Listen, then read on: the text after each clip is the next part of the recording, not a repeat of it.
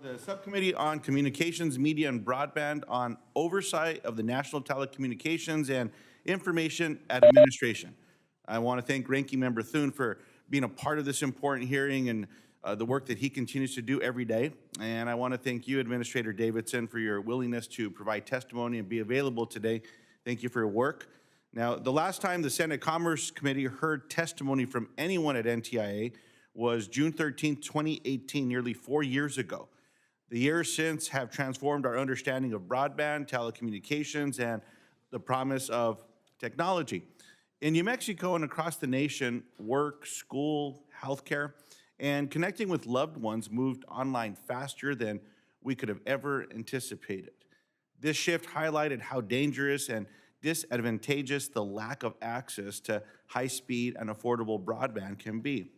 New Mexico families know the difference between fast internet, slow internet, and no internet. And unfortunately, a lot of families across America know the difference too.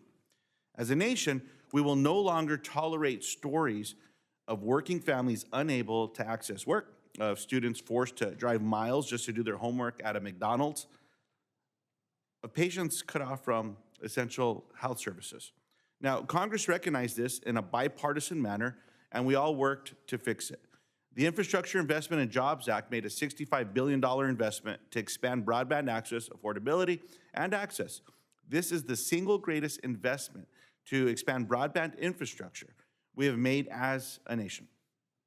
Congress chose the National Telecom and Information Administration, and everyone watching today is going to hear about the NTIA quite a bit if they don't already know what it is, to oversee the majority of these ambitious goals.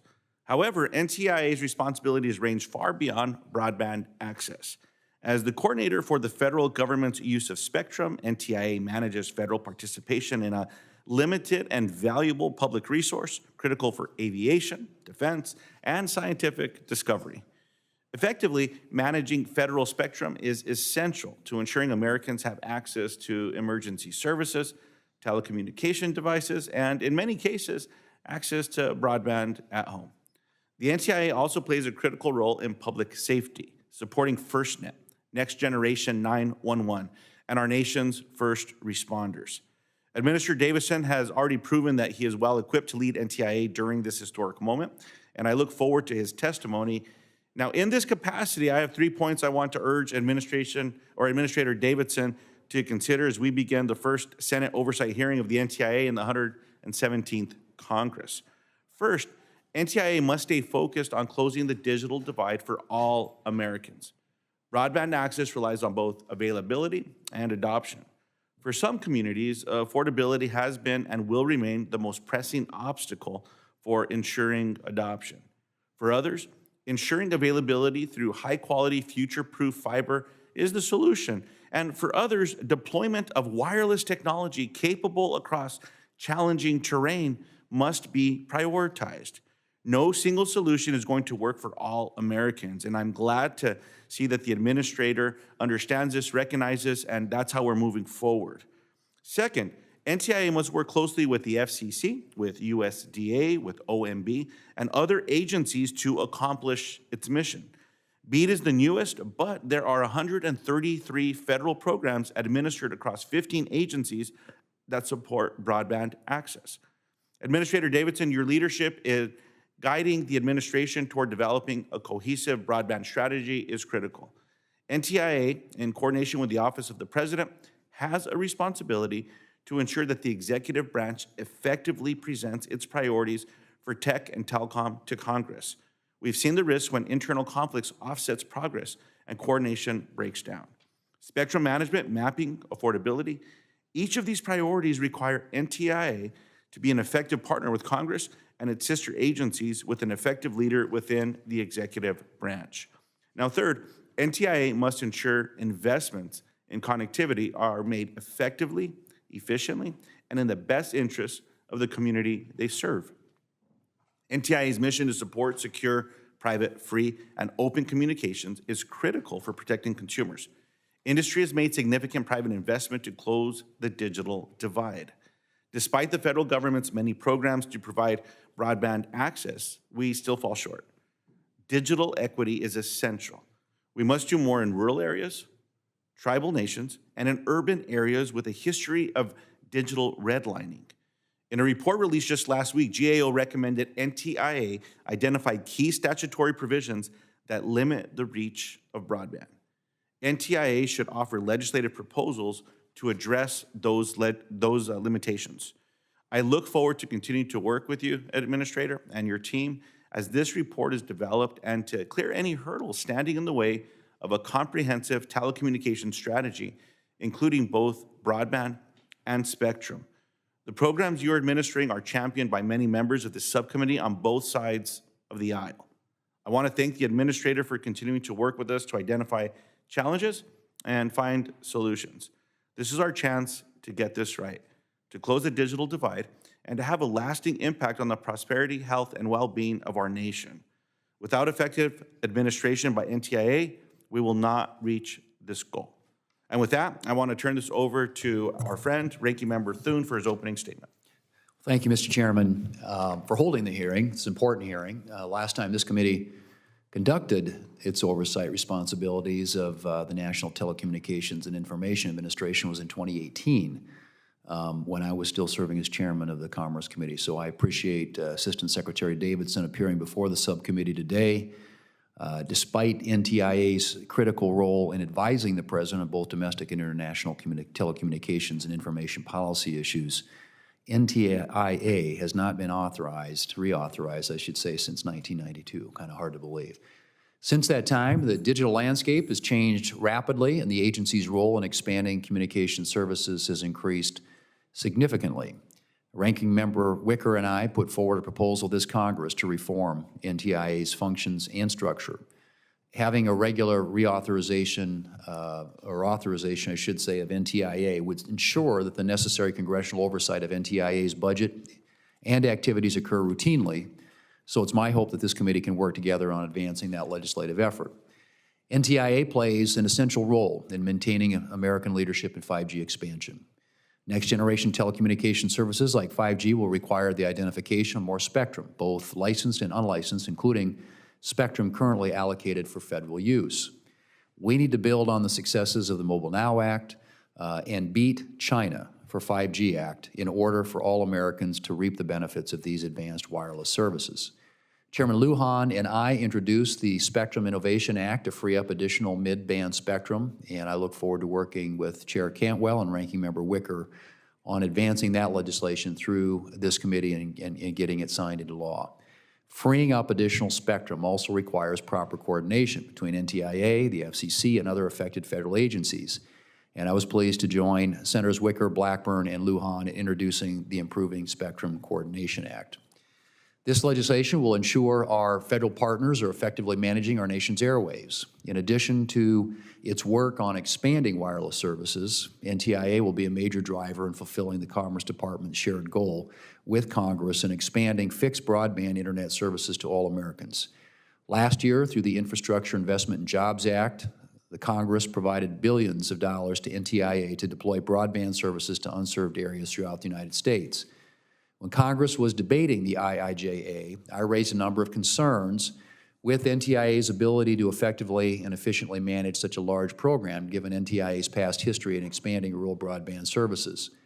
The last time Congress provided NTIA broadband funding, a fraction I might add, of what it's responsible for managing today, the agency struggled with implementation, faced staffing challenges, and overbuilt existing broadband networks, resulting in billions of taxpayer dollars being spent with little to show. And today, I remain deeply concerned about the direction NTIA is taking with respect to broadband deployment. Last month, NTIA released its Notice of Funding Opportunity for the Broadband Equity Access and Deployment, or the Bead program. The NOFO contains many troubling components. Congress directed NTIA to use the FCC's new maps when determining which areas are unserved, and I would encourage NTIA to make their funding allocations based on final FCC maps, not preliminary ones that may be no better than the bad maps that we've had spent years trying to correct.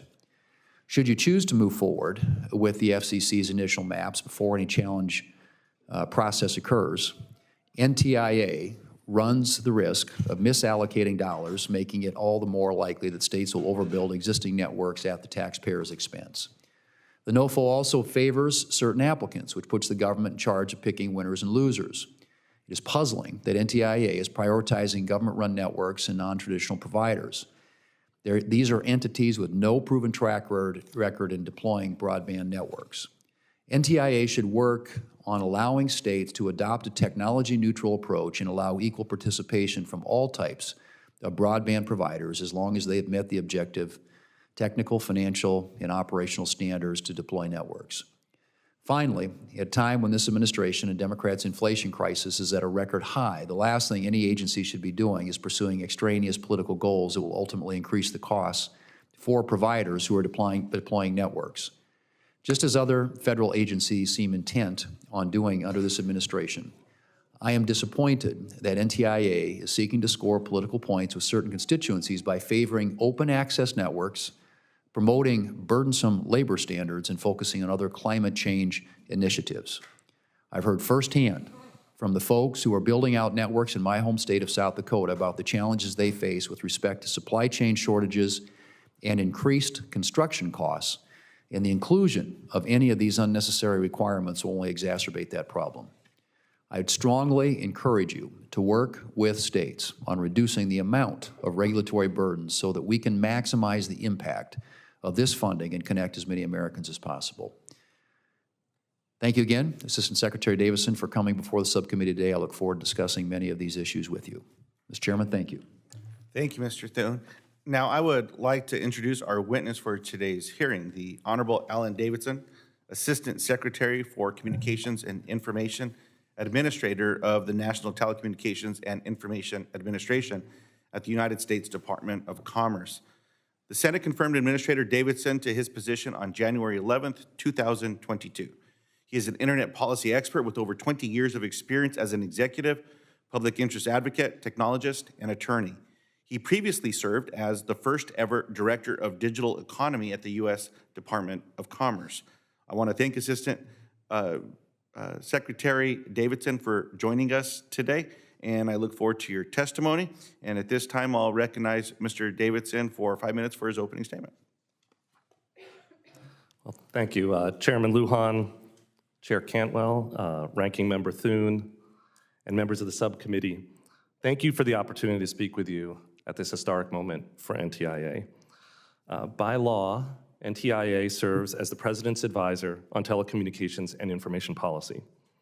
Today, NTIA's programs are expanding broadband internet access and adoption in America, promoting the use of spectrum by all users, and ensuring that the internet remains an engine for continued innovation and economic growth.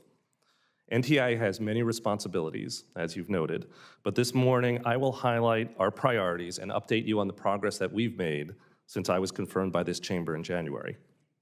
Our top priority is closing the digital divide. We have been talking about the digital divide in this country for over 20 years. Now, Congress, through the bipartisan infrastructure law and the leadership of many on this subcommittee, has finally given us the tools, and our colleagues the tools, to structurally address this problem. The law provided, as you know, $65 billion to help deliver affordable, reliable, high-speed internet to every American. NTIA was allocated $48 billion of that total.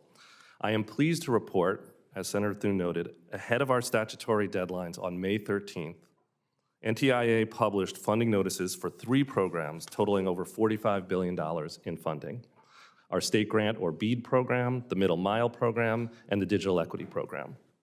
Those notices are the product of months of hard work.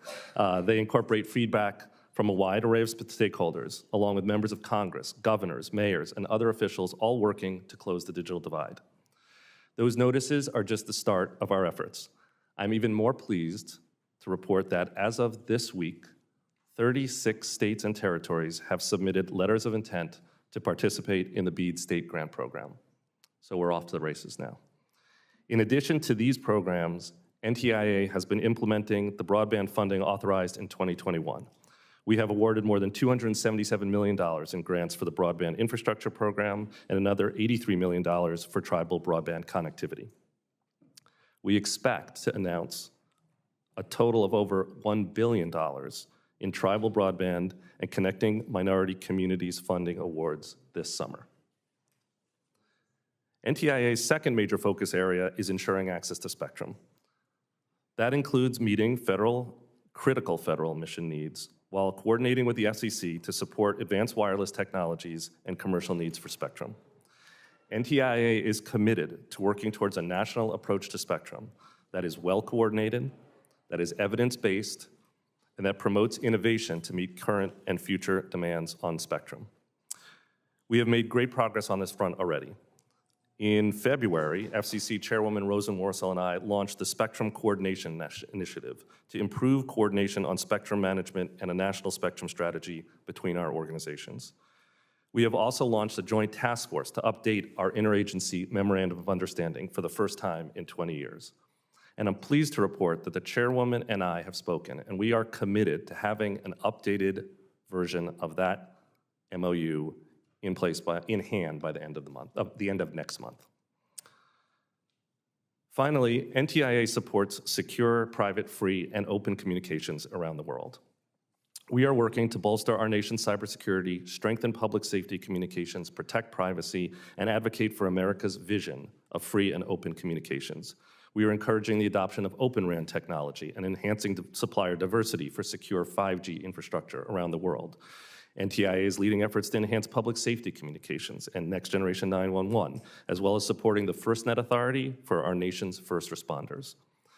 We are protecting American interests globally by engaging with standards and coordination bodies, including efforts this year to support Doreen Bogdan-Martin's election as Secretary General of the ITU.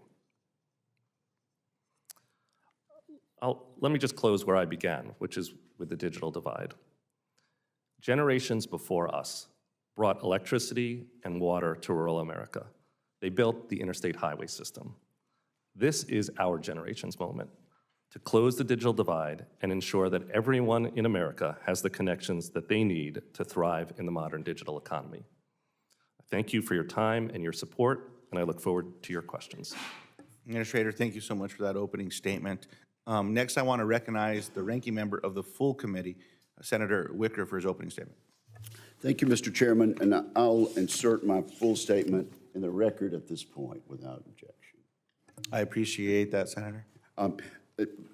Let me just make a couple of points, and maybe that will substitute for questions I might ask and yield that time back. Congress gave NTIA a big job, administering $48.2 billion to close the digital divide. That money, $42.45 billion of that money will go to states to award funding for broadband providers to deploy broadband in unserved and underserved communities. We need to get it right this time.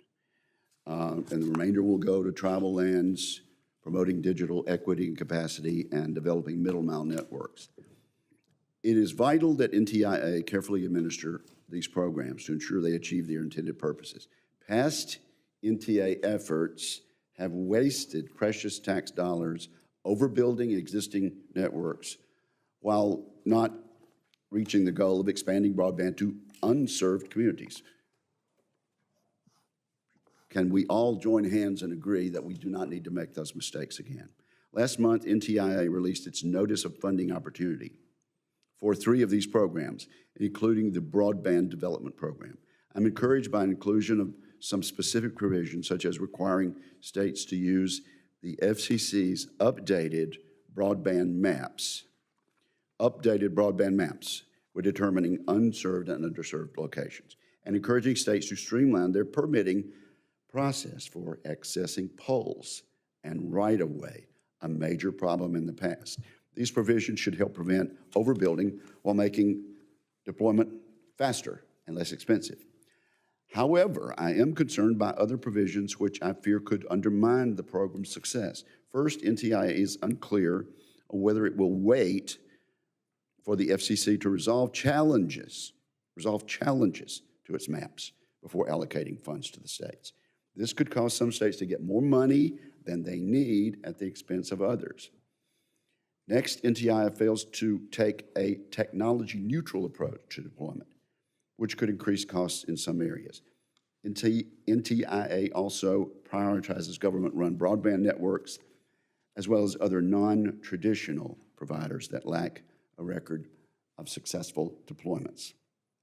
Further, NTIA requires states to develop middle-class affordability plans, which the agency does not define, and could lead to rate regulation by the states, something we have specifically prohibited in debate on the floor and in the legislation.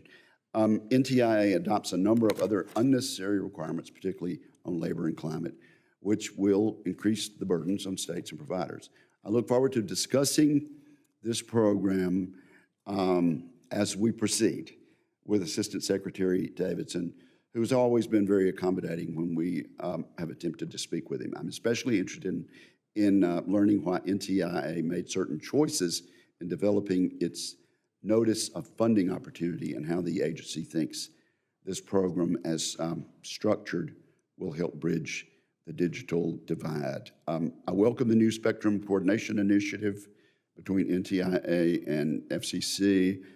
You've testified there is an MOU in the offing, and I hope the Assistant Secretary will discuss how this endeavor will promote more efficient and effective spectrum management for federal and non-federal users. And then, don't you think it's time to reauthorize the NTIA, since the last reauthorization was done some 20 years ago, and so much has changed.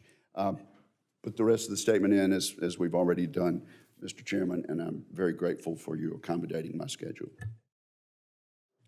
I want to thank the ranking member, Senator Wicker. It's always an honor to work with you, and thank you for being here today. Now, I'm going to wait to ask my questions because I know there are many demands on our colleagues today, so I'll reserve my time for the end here. So with that, I'll turn it over to Mr. Thune, if he's ready for questions. Well, thank you, Mr. Chairman. Let me just start by getting at some of these issues that have been raised by the ranking member and as well as in my opening statement.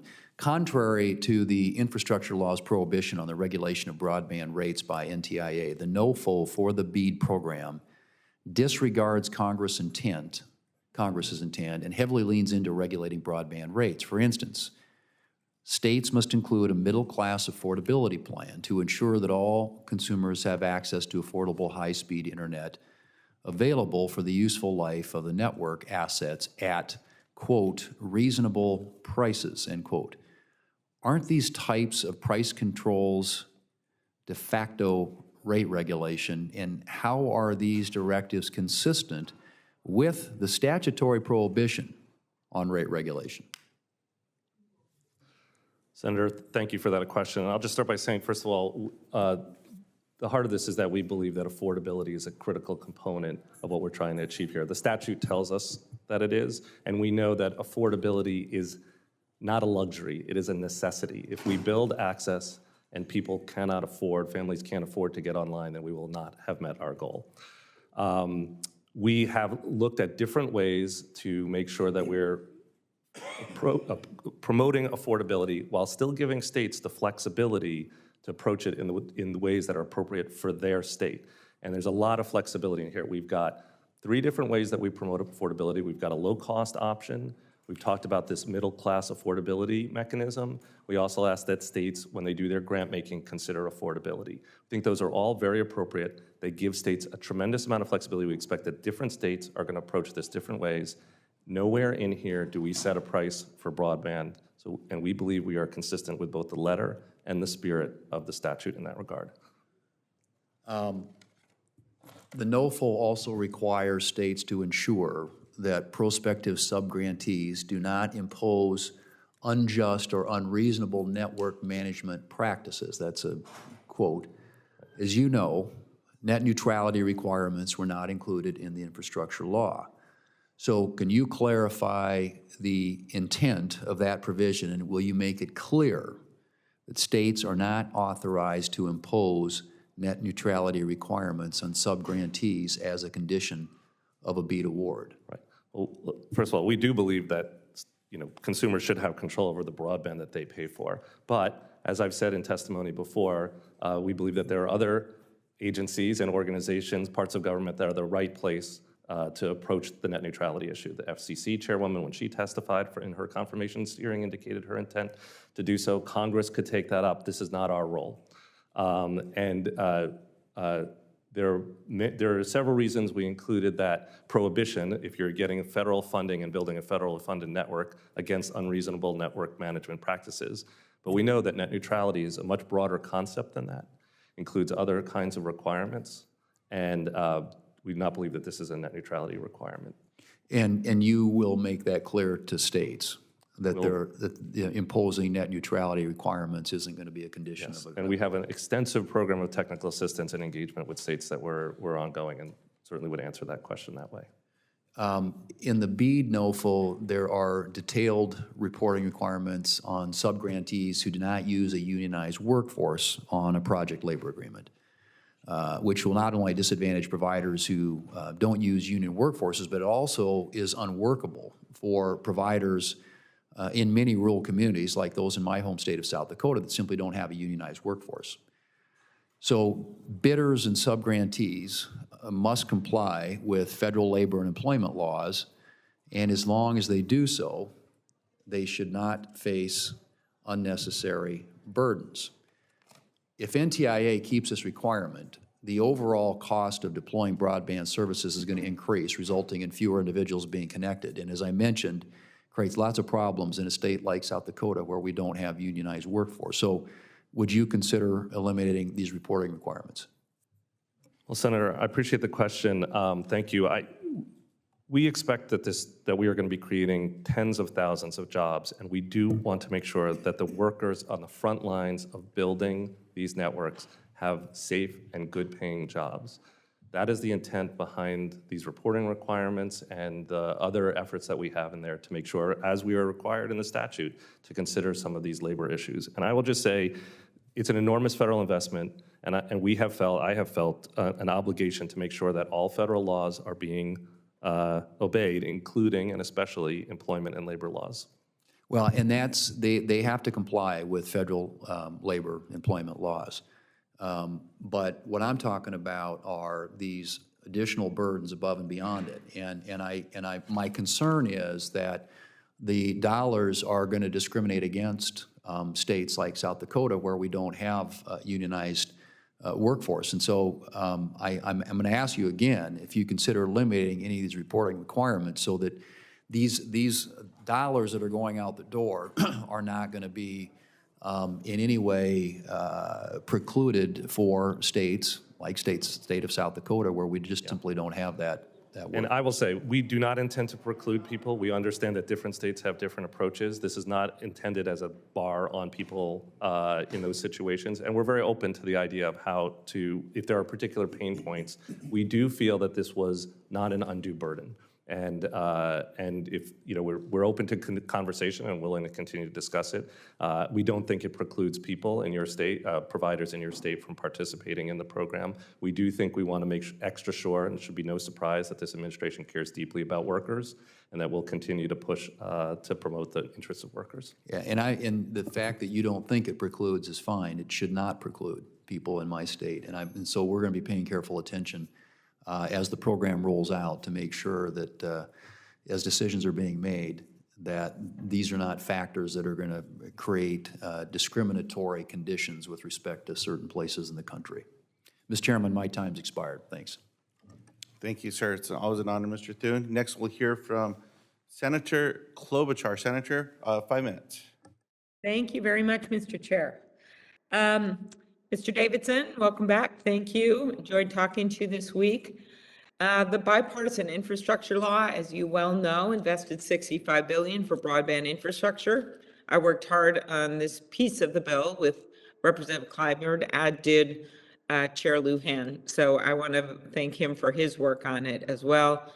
How is the NTIA making sure that the rules are not overly burdensome to get this money out for small community-based providers looking to participate in the program?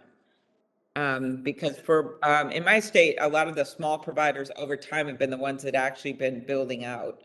So please answer. Well, thank you.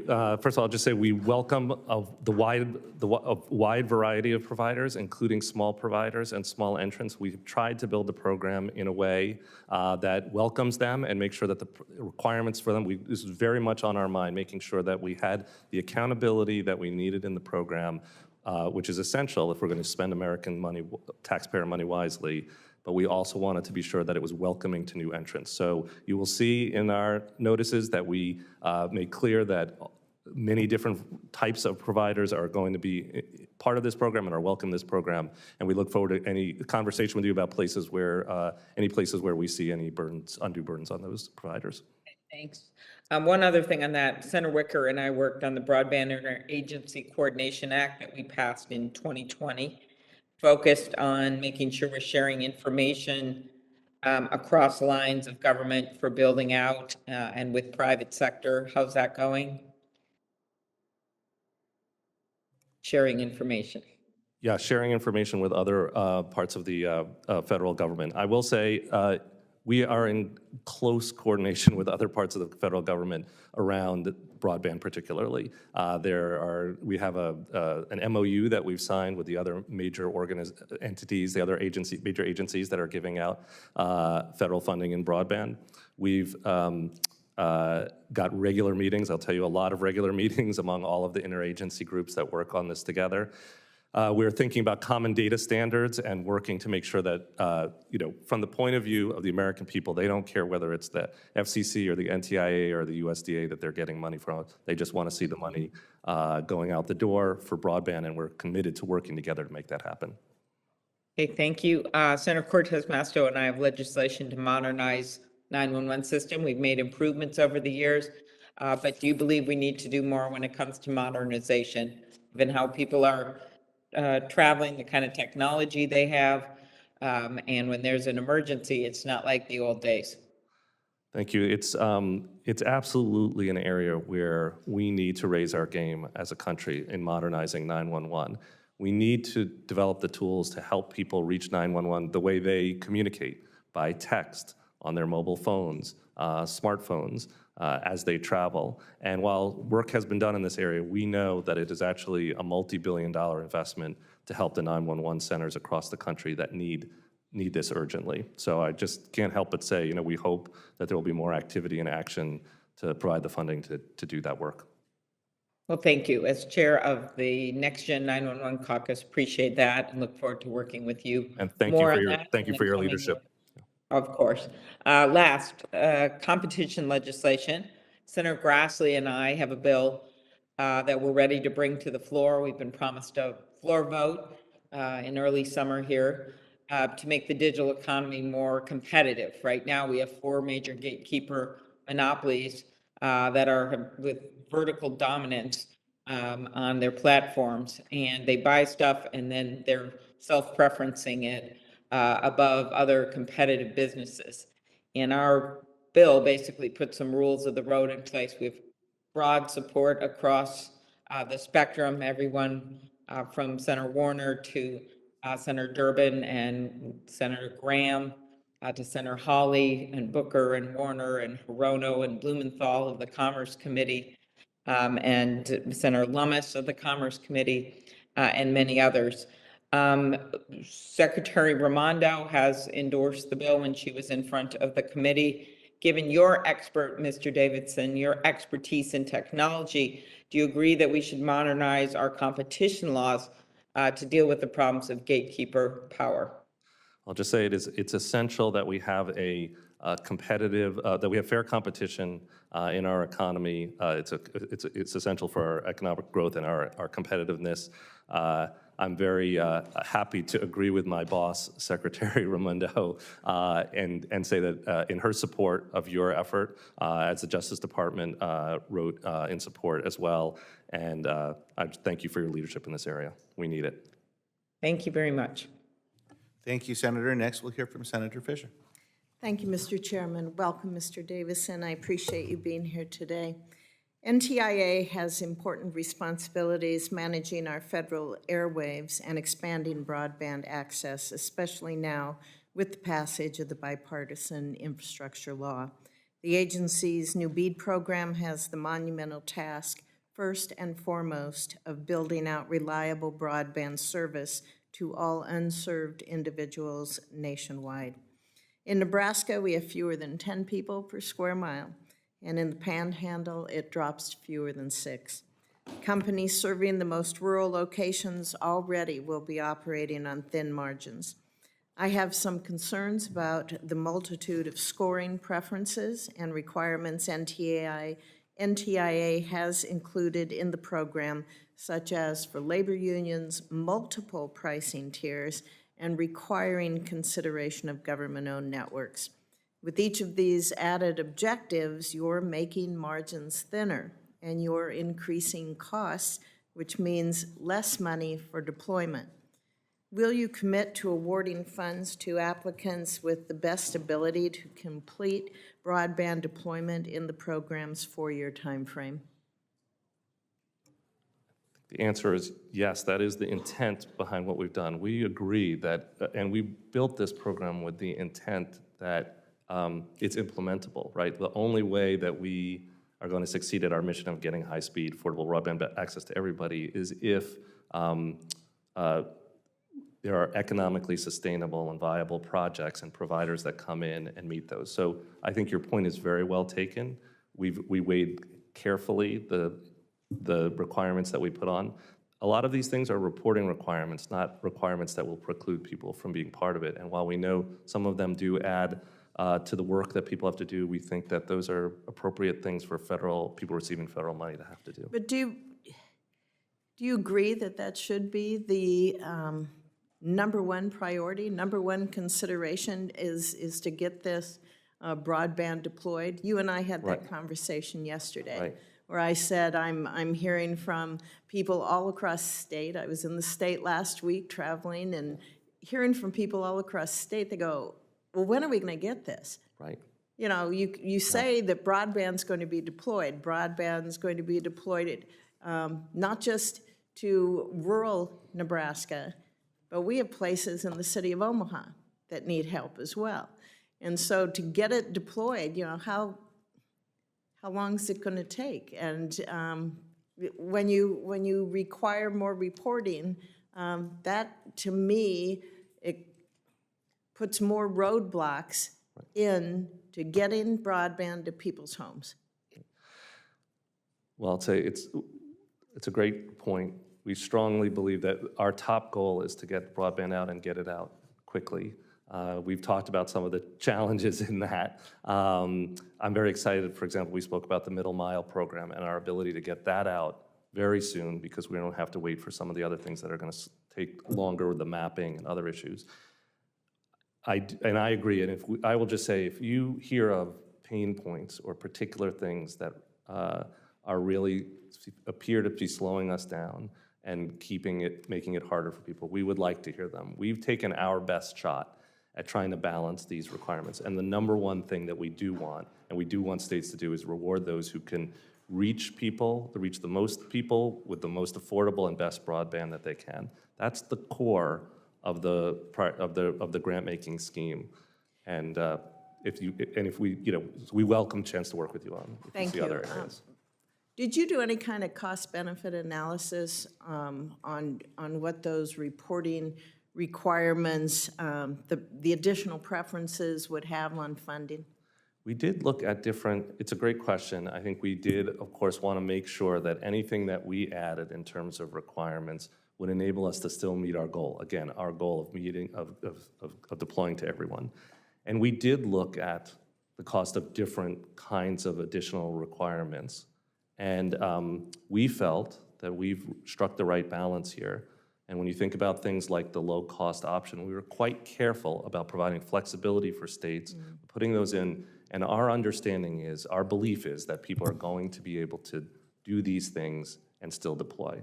But we welcome a chance to work with you on it. Do you think you're going to add any additional preferences to the Bead program? When you said you looked at some other requirements that may be out there. Do you think you're going to add more, or are we set where we're at? We believe we're set. I think there are areas that we still Until I need. send you a list on things that are irritating Well, Nebraskans? I will say that there are two things.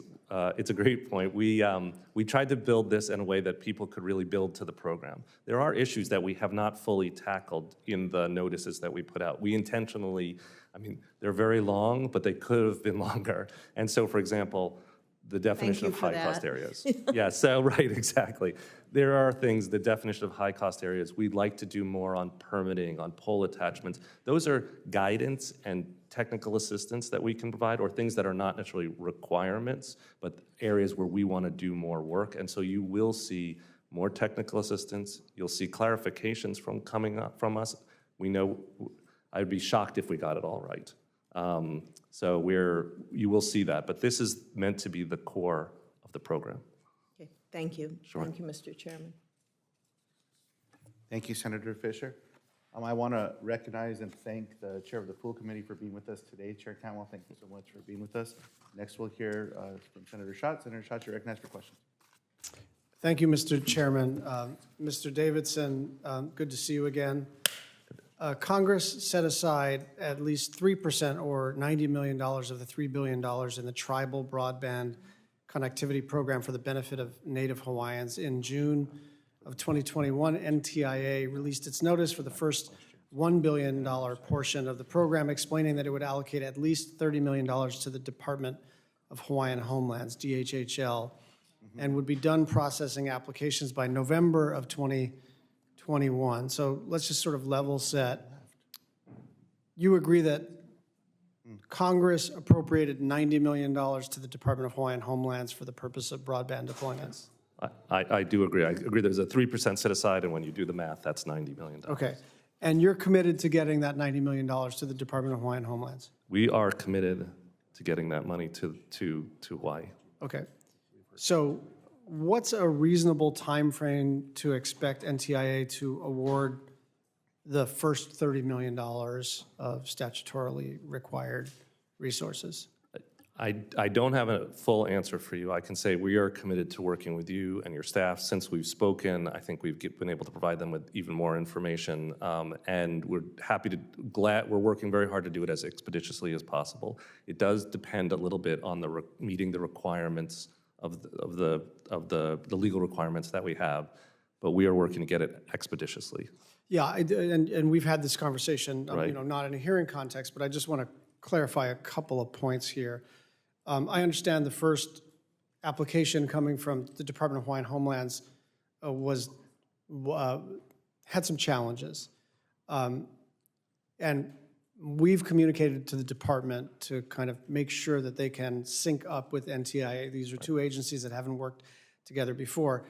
The Department of Hawaiian Homelands, in answering at least some of the questions, considered themselves unable, per their lawyers, to answer these questions because the questions specifically were about partners, and they can't select partners in advance because they're a state agency subject to the state procurement code. So some of their inability to answer those questions was on the advice of their own lawyers. And then on the advice of your lawyers, you say, well, this is insufficient. Fine, let's massage all this. I think this is all workable. And I'm not interested in assigning blame. I am interested in this. What we are hearing is that they may have to wait a full year to reapply. And I just don't see, I get the sufficiency challenge, and I get what your general counsel is saying. Right. I don't think there's anything in statutory law that requires you to make the state agency wait for a full year to apply for the first tranche. And I'm just wondering if we can, I am going back to DHHL and saying, do what they say, right? Work with them, find partners that know how to receive and administer federal funding in this fashion. As you know, we've brought in some expertise from the University of Hawaii. So we're working our side. What I want to hear from you is some flexibility, because what we're hearing is you got to come back next year. And there should be a little grace here for a new program and a new state agency and that has never worked with this particular federal agency before. And so it strikes me as a little draconian to make the Department of Hawaiian Homelands wait another year to apply for the first tranche, which was supposed to be awarded actually last year? So we really want to work with you on this. What I can promise you is the maximum flexibility that we are allowed under law. And I have instructed our staff to give us, to lean into this problem and to find out if we can do what you've asked for. And I think it is very reasonable. And we do want to make sure this money is going to go to the tribal community in the state of Hawaii. Okay. Absolutely. So, and I don't mean to trap you here, but this is what I'm a little worried about. I am worried that NTIA has zero expertise in tribal matters first, but or very little, and second, in Native Hawaiian matters. Native Hawaiians are not a federally recognized tribe. The federal government has a trust obligation, not a treaty obligation to Native Hawaiians. And so to the degree and extent that your lawyers are informing you that Native Hawaiians are a tribal government, that is a foundational legal error. And so I want you to push them and say, how much do you actually know about the Department of Hawaiian Homelands? Are you treating them like a state agency, or are you treating them like a tribe? Because this will get me a little hot, right? This will get me a little irritated to think that I'm interacting with a state agency both through my perch on the Commerce Committee and as the chairman of the Committee on Indian Affairs, and you guys don't even know the basics about the relationship between the federal government and Native Hawaiian people. And so you're not supposed to know that, but your lawyers are. And so we've got a lot of work to do here, and I am not going to be satisfied if they just come back to you and say, well, next year is all the flexibility that we can provide. Yeah. Message received. Thank you very much. Thank you, Senator Schatz. I want to echo that concern as well. That's the basis of some of my questions. Administrator and across America, this has to be done correctly. Otherwise, there's going to be no infrastructure, not just with broadband, no infrastructure that will be completed in a timely manner. So I very much appreciate the line of questioning from our chair there. Next, we're going to hear from Senator Blackburn. Senator Blackburn, you're recognized for questions. Thank you, Mr. Chairman. And Mr. Davidson, thank you for your time yesterday, and thank you for being with us today. When you were addressing Senator Fisher, you said you wanted to hear about the pain points and know where those were. And we discussed some of these yesterday. Let's continue to drill down on some of them today. We talked about the money, and you've heard from others this morning about the money coming out of the Infrastructure and Jobs Act and how difficult it is for people to get certainty on these distributions amounts, the burdensome permitting process. If you want to talk about a pain point, that is a pain point because it is making it difficult for them to deploy the broadband and close that digital divide. And then also the timelines that are called for in the bill. And as you know, these are points where there's a problem. So how is the NTIA planning to work with the states, with the local officials, and with agencies like the EPA to streamline some of this permitting and to deal with these timelines that are really a pressure point? Thank you for the question. I think it's imperative, as you've said, for us to be working closely with states and communities to make sure that we can implement this program effectively. Probably the most important thing that we are building right now at NTIA is a team of people federal program officers who will be out in the states, working in each state, assigned to each state, making sure that the programs are successful and that providers can navigate these issues. So do you have those individuals that are going to be working in the state, or do you have them employed by the NTIA at this point in time? We've probably. Oh, sorry, go ahead. I'm sorry, ma'am. Do you have them employed, and are they out there working with the states? So we have, I would say, the intent is they will be NTIA employees. We probably have, I would say, roughly half of them. We've got Prioritizing the areas where you're putting them. a lot of it depends, I'll just be honest, a lot of it depends that we're recruiting and making sure that we can get good people in state. So if folks know of great people in your state that we should be hiring, we'd love to hear it.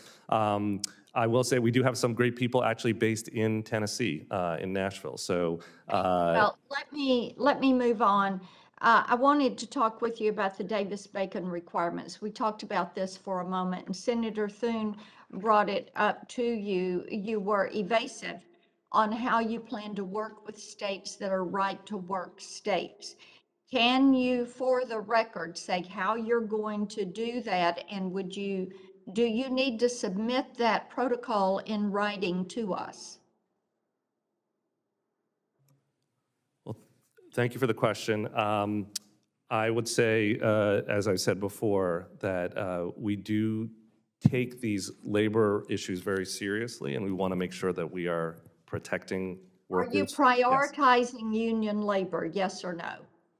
These are not requirements for states. There are reporting requirements for states, but they are not requirements for states. And so I would say, and I'm not a labor expert on Davis-Bacon, so I apologize. I think there we'd probably have to get back to you on exactly what reporting you would want to see from us.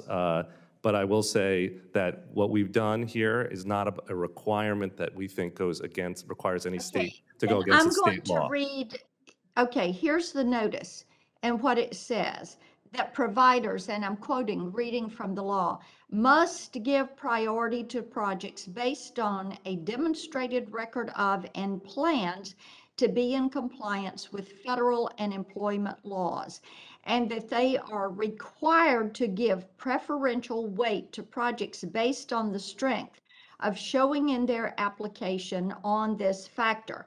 The factors include things like using a directly employed workforce as opposed to subcontractors, compliance with Davis-Bacon, using project labor agreements, commitments to union neutrality, and more. So this is why we're concerned about how you all are going to preference, how you are going to prioritize union labor, and I'm going to be very watchful. Our state is a right-to-work state. And if you read this, Mr. Davidson, it appears that what you are doing is putting in place the ability to preference union states and to disregard and not give any kind of priority to states that are right-to-work states. Thank you, Mr. Chairman, for the additional time. I yield back. I thank you, Senator. Next, we will hear from Senator Baldwin. Senator Baldwin, you're recognized. Thank you. Mr. Davidson, I lost my voice since we talked yesterday, so I've asked the subcommittee chairman to read my questions on my behalf. Thank you. You sounded great yesterday. I know. What the heck happened? Thank you, Senator Baldwin. Now, Mr. Davidson, thank you for appearing today. As we discussed yesterday, nearly 650,000 Wisconsinites lack access to high-speed, affordable broadband service. Though the funds were made available in the Infrastructure Investment and Jobs Act, we have an opportunity to connect every Wisconsinite to the internet service they need to participate in the modern digital economy.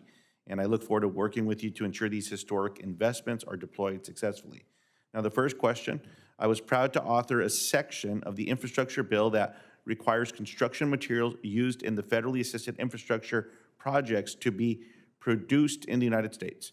As NTIA works through implementation, I want to make clear my concern that blanket waivers to Buy America erode critical market signals that incentivize domestic investment. The blanket waiver issued by NTIA in 2009 for the Buy America requirements included in the American Recovery Reinvestment Act allowed Chinese telecommunication companies to increase market share in the United States. In order to prevent such a mistake from occurring again, I'd like to ask you, will you commit, following the OMB's guidance, that only time-limited, targeted, and conditional waivers will be sought by the NTIA for the Buy America requirements? Certainly will commit to following the OMB guidance here, and I would say we strongly believe that a huge benefit of this, of the broadband infrastructure law is the fact that it will promote U.S. jobs and promote U.S. manufacturing, and so we're eager to support those things. I will say we do know that there are challenges in telecommunications networks at times in that, and there will be moments where there will be waivers needed. We will follow the guidance on those waivers, and our belief is those waivers should be rare. They should be, the bar needs to be high, and the waivers need to be carefully tailored, and I believe that will be the way that OMB approaches it. It'll be important to work with Senator Baldwin's office if that is encountered, I think, to make her fully aware from the start. Absolutely, we'd welcome a chance to work with you on that. I know we are both looking forward to the FCC's progress on improving its broadband maps. We need information on existing last-mile infrastructure to ensure that we aren't overbuilding and to identify where broadband access is still needed. And yet, the same kind of approach has not been taken with middle-mile infrastructure, where we have even less information than we do on last-mile connections. I'm eager to work with you on this issue. Now, given the relative lack of information on middle-mile, how will NTIA evaluate middle-mile grant applications to ensure that they go to areas that most need them? This is a very important question. I was glad that you raised it in our conversation. It's one that we would like to keep working with you on and keep thinking about. It is essential that as we spend these middle mile dollars, and we do view them as a force multiplier, something that will really help us with affordability and the effectiveness of our last mile efforts, that we do it wisely. There is a provision in the statute that says that the middle mile should also use the FCC maps, but there's also the problem is, of course, one of timing, and middle mile program will be going out very rapidly. We'll be getting applications in September. The statute also includes a fallback for using other mapping tools. We'll be pressing for that. The other thing that I think we can do that's really important here, and you had hinted at this when we talked, is really making sure that we are collecting the data so that when people apply for these programs and then when they are grantees of these programs, that they must also share their mapping data with us so we can make it part of the broader NTIA mapping collective that we have. Just like roads, bridges, and ports, broadband is infrastructure that is necessary to build a strong, resilient economy. Businesses in rural Wisconsin need to be able to see progress made on broadband infrastructure to plan for the future. I would like to know more about how NTIA plans to communicate with the committee and the public about implementation of the Bead and Middle Mile Grant Program. The question is, how will Wisconsinites be notified of broadband build out in their areas, and how will you keep us in Congress apprised of your progress in implementing these infrastructure grant programs? It's an excellent point. We view this as a all of government, all hands on deck moment to build this infrastructure. That means we know we have to work with state governments. We also know we have to work with local communities. We have requirements in our notices that states must consult with communities. We give them a lot of guidance about what that can look like. We also, I will just say at NTIA, believe that telling the story of this infrastructure building is going to be an essential component of it. Reaching out to the public, engaging them. We have a very extensive program that we've started already. Webinars, outreach events, staff traveling to do events out in districts, and I'll say it's a blanket invitation to all of you. We would welcome the chance to visit with you in your states, but I think engaging the public in this will be essential, and it's something we're investing energy in already. And the last thing I'll say is that our NOFOs and the statute do require that people who are recipients of this funding publicize it, talk about it, make sure that that people in the area know, in the service area, know about the service that is being provided. So we're going to lean into that. And Mr. Davidson, the final question: in rural Wisconsin, locally owned and operated telecommunications cooperatives are often the only source of internet. These cooperatives' participation in the Bead program will be vital to its success in Wisconsin. The Bead Notice of Funding Opportunity makes clear that providers seeking grants from the Bead program should not be favored based on form of organization or commercial status. How does the NTIA plan to enforce that principle across each state's plan so that commercial and cooperative providers are allowed to apply to the program on equal footing? Well, I would just say we strongly believe this is, again, an all hands on deck moment. We need all of the different kinds of forms of organizations that will contribute to this. We know that in different states it's going to look different. We've put it into the notice, and we will continue. We will be holding feet to the fire on that with the states. And we welcome a chance to work with you as you see, if you see any places where there are issues in Wisconsin or anywhere else. Thank you. Thank you, Senator Baldwin, for those excellent questions. Senator Moran, you're recognized for your questions. So well read, too. Fortunately, I haven't lost my voice, and I want to begin first with a critique, a nicer word than criticism. It's a critique. I was a part of the bipartisan effort in regard to infrastructure. A couple of the arenas in which you are operating were issues that received significant attention from the bipartisan group of senators. One would be the low-cost option for Americans in poverty, which was included in our report, but you have, in our legislation, but you have taken that further to a middle-class affordability option. And I'm interested in knowing your justification, your legal justification. The second has been mentioned, at least while I've been in the room, by several senators, and that's Davis-Bacon. And to me, it ought not matter whether you're for this option, this additional option, or you're for or supportive of Davis-Bacon. It is so tiresome to me to have agencies time and time again not follow the letter of the law or the intent of Congress. And it discourages bipartisan effort if the end result is that the things that we negotiated among ourselves in a bipartisan fashion are then altered by the administration, by any administration.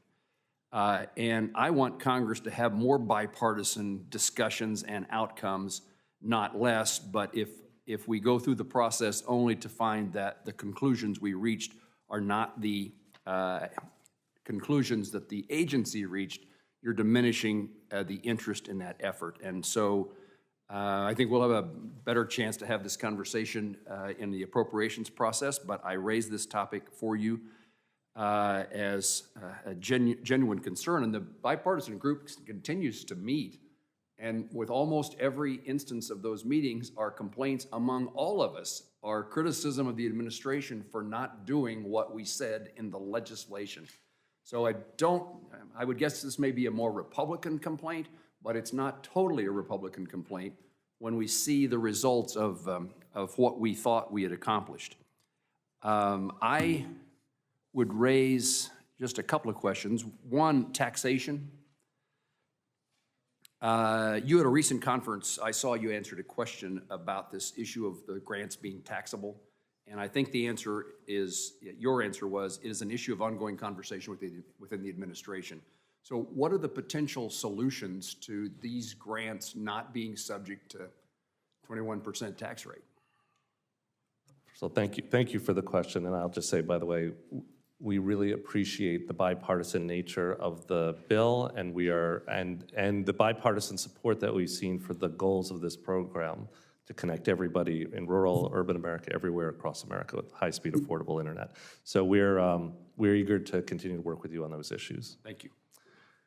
On the particular taxation issue, it is an issue that we are concerned about, and making sure that we're not, certainly we did not believe that the intent of Congress was to give out this money and then immediately take a big portion of it back in taxes. It is being worked by people far more expert than me within the administration, who are colleagues, particularly at the Treasury Department and at the White House, who are thinking about this. In terms of the solutions, I'm not sure I'm the right person to ask, but I will tell you they include things like Congress. Which is really a good answer based upon the critique I just gave you. In this case, I don't know that there was any conversation among us on this topic. I don't know that there's anything in the record of our debate and discussions that would suggest an answer, but I think common sense tells us what you just said earlier. This was not the intention. The FCC maps continue to be a problem. Every time we have an FCC commissioner or the chairwoman in front of us, this is a major portion of what we all ask. But Secretary Raimondo in Appropriations Subcommittee hearing committed to me that there will be no Kansan who doesn't have broadband service when this money is spent. And I'm worried. I see your eyebrows go up. I appreciated her answer to my question. And what bothers me is that we don't have the maps, and the things that you are potentially using to make decisions, I don't think are necessarily accurate. You're in a time pressure to move forward, but the end result of this cannot be one more time that we have failed to see that broadband is available to across the country in places where broadband is not available today. And if the end result is after one more congressional effort and X billions of dollars again, that we still come back with people who are served with terribly low speeds or no broadband at all, then we've failed. I could not agree with you more. That is very much how we have approached this entire process of producing these notices, is with the idea of the intent is to reach everybody high-speed, affordable internet service. On the issue, the maps are essential, and we wholeheartedly agree. They are going to be the biggest gating item for us. They are going to be the biggest thing slowing us down. We want to move fast. The thing that we have to get right first is the maps. What's the date expectation on the maps? I think the FCC chairwoman has said that she will have a first draft of the maps in the fall. And and I say first draft because we've already heard from several senators who've talked about the importance of making sure that, and we have heard from states and communities that want to have at least a chance to evaluate those maps and potentially do challenges to those maps if they feel like they're erroneous. And we want to make sure there's the flexibility to do that. Thank you. Thank you, Senator Moran. And Administrator, I want to associate myself with the last question of Senator Moran with one exception. I received the same commitment for New Mexicans. And so I think you're going to hear from us bipartisanly with every one of us that receive these commitments, that we expect them to be carried out. And so we look forward to working with you and the team and the Secretary to make sure that happens. Next, I'll recognize the Chair of the Full Committee, Chair Cantwell, for questions. Thank you. Thank you, Chairman Lujan. You're doing a great job on such an important subject for all of our colleagues, as you can see by attendance. And obviously, the COVID pandemic laid bare how important broadband connectivity was for Americans. So, Mr. David, thank you for being here this morning and for your leadership at NTIA. I wanted to ask you about the broadband middle mile issue. It's obviously last mile deployment depends on middle mile infrastructure, and without sufficient backhaul structure, the network providers will be unable to service the last mile needs at the end of their networks, and this is in addition to 5G and 6G rollout. So we have about $1 billion there. Do you think that there will be a need for more resources on broadband middle mile? Well, first of all, I'll just first echo your comments, and we've had this discussion before. We believe that middle mile is an essential piece here, a real force multiplier to increase affordability, competition, and make our last mile efforts much more effective. We are grateful to have the $1 billion program, and we think it's going to be very effective. I will just say that I anticipate it will be wildly oversubscribed, and we will see by September if that's true. Thank you. I know my colleague Senator Capito and I are working on this. She has some innovative middle mile solutions in her state that I think have been really illuminating to how successful this partnership can be. So I look forward to continuing to work with her on that.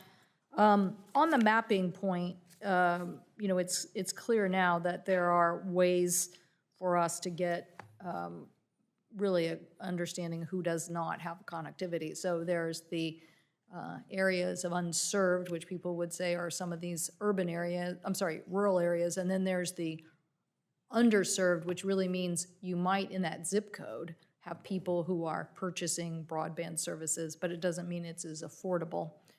How do you think that these maps will help us paint that picture more accurately for people? You rightly indicate the maps in the past have not been good because they've not been granular enough, right? So we've really looked at, like, for example, census blocks, and if one person in a census block had service the entire census block. Maybe thousands of people were considered served. So we know that we've radically missed it. Now, Congress wisely gave resources and appointed the FCC as the mapping lead here, which we're working with them very carefully. And I think the maps that come out from the FCC will be much more granular at the location level, and that will give us much better insight into, especially where we believe there are pockets of, broadband deserts all across America that we'll need to see. Thank you. Our colleagues, Senator Wicker and Klobuchar, worked on some, what I would call administrative leadership on broadband issues, a little more concentration of focus by NTIA on this recently. I know that my colleague here, Senators Lujan and Wicker and Thune, also worked on a spectrum issue, because it seems that there are various agencies within the administration who have different views and different issues on spectrum. How well able is NTIA to play a more leadership role in sorting out some of these overlapping issues with agencies? So it's essential that we're well coordinated, and I will say, so far so good, but I may need to get back to you. I think, no, I don't mean to make light of it. I think that we are making good progress. And I think you mentioned both broadband and spectrum, but in both areas, I feel like we've had an opportunity to work really closely with our colleagues. In broadband particularly, we've got the largest pool of resources now, and so we are able to leverage what we're doing to help other agencies that are working on this. In spectrum, coordination is critical. And I will say, so far, I've been cautiously optimistic. We've got a very close working relationship with the FCC. I've been reaching out and working with a lot of other agency spectrum leads, which has been great. And the White House has been very supportive of us, of NTIA, having this role. And I think there will be more to come on that. Do you think that NTIA has the resources to do that? When we have, NASA and DOD and various divisions of people, because obviously everybody's realized we need to be connected, right? Now, the spectrum resource is also about that, and so we have, if you will, fighting agencies against each other's views. So the question becomes, can NTIA play a more elaborating role on the technical side in helping this discussion on behalf of the administration? So I think the area where this team has really been able to excel is in technical leadership. And I think our expertise is something that a lot of other agencies respect, and actually we are a resource for those other agencies. So that has been our lead. I will say, I'd be remiss if I didn't say that we could use more resources for things like our ITS, our Institute for Telecommunications Science out in Boulder. Our Office of Spectrum Management here also has an IT modernization project. Resources would certainly help us grow our technical strength in this area. Thank you. Thank you, Chair Cantwell. Next, we'll hear from Senator Lee. Senator Lee, you're recognized for questions. Thank you, Mr. Chairman. Thank you, Mr. Davidson, for being here. Mr. Davidson, during your nomination process, you and I spoke about the important role that NTIA has in managing the federal government's spectrum allocations. And I believe it's important that NTIA continue to play this role, that it continue to be the federal government's spectrum manager, and that it be able to make objective decisions and receive cooperation from all agencies involved in making such decisions, including coordinating matters with the FCC. So I want to run through a few quick questions on this front. You agree that in order for the NTIA to be able to fulfill its spectrum management responsibilities that Congress has given it, that the agency needs and requires full cooperation from every agency? We certainly, yes. It's interesting that after recent FCC spectrum management decisions, which presumably have gone through the IRAC process, we've had some last-minute objections from some specific federal agencies. Is the NTIA receiving that full agency cooperation that's necessary for the proper spectrum decision-making? I mean, In those circumstances, is that an interruption to what we hope to be the norm? Well, I'll just say, I think this is an area of continued work. And certainly I'd say coordination is critical to do this right. Also, we need to, for example, respect the integrity of our auction process, and not second guess it. So at the same time, we recognize there are very important federal missions, defense missions, aviation missions that need to be met. I think people look at some of the less ideal outcomes of the last few years and say, we do not want to repeat this. So I will just say to you, I detect a renewed energy within the administration. Certainly I've seen that to make sure that we are better coordinated than we have been. And I think that's across the board. I appreciate that. What about the data? Are you getting the data that you need, including the classified data that you need from agencies in order to make sure that the spectrum decisions are made with all the necessary available information? We've had good cooperation certainly on the classified side we have, and I'll just say, for example, we've been in close contact with our colleagues at DOD. There are other areas where we would love more collaboration, but we're working on it. Okay.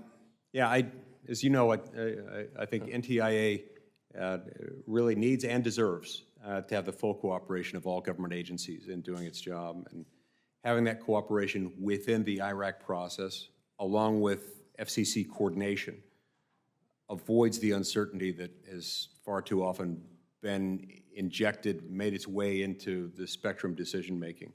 And so we could not agree more, and would welcome the chance to continue to talk to you about that as we move forward. Great. And I hope you'll continue to work with me on that and to ensure that NTIA and FCC can work together in order to meet our spectrum needs. Let's pivot really quickly to the Bead Notice of Funding Opportunity. I've got a few questions that I wanted to raise with my remaining time. The infrastructure bill, did the statute require NTIA to carry out the Bead program in a technologically neutral manner?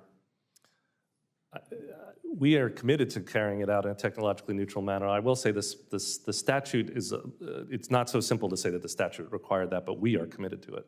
Okay, you're committed to it. In your NOFO, you define a priority broadband project in a manner that seems to favor fiber projects over other technologies. What can you tell me about how, if at all, that definition, how does that definition carry out the technology neutral requirement in the statute, or if you're not acknowledging it as a requirement, the aspiration that you have for that? Doesn't your definition violate that principle? So we do believe that there should be technology neutrality, and the truth is, the notice does allow for other technologies to be used too. We were required by the statute to define what a priority broadband project is, and in such a way that we felt the most logical and consistent way to do that was to talk about fiber. But we fully expect that the program will be implemented with mixes of technology, and that each state will choose for itself what that mix looks like. Some states will have more fiber. We expect there'll be fixed wireless. We expect there will be low Earth orbit satellites, and different states will make those choices. So we believe that on a whole, the notice does allow that flexibility and is therefore neutral to it, and that was our approach to it. Okay, thank you. I see my time's expired. Thanks, Mr. Chairman. Thank you, Mr. Davidson. Great. Thank you, Senator Lee. Next, we'll hear from Senator Rosen. Senator Rosen, you're recognized for questions. Thank you, Chairman Lujan, for holding this really important hearing. Thank you, Administrator Dixon, for being here today. I was proud to be part of a group of senators that helped draft key portions of the bipartisan infrastructure law that Congress passed last year, which included my bill, the Middle Mile Broadband Deployment Act. The impetus behind this legislation was included in the final infrastructure bill, was to create a grant program to address the need for more middle mile infrastructure in rural states like Nevada, so we can connect last mile networks to the internet backbone. Currently, only a few middle mile routes cover hundreds of miles hundreds of miles in northern Nevada, and network outages due to extreme weather, road work, network glitch, of course, can therefore leave households, businesses, and even public safety, just leave them out in the dark.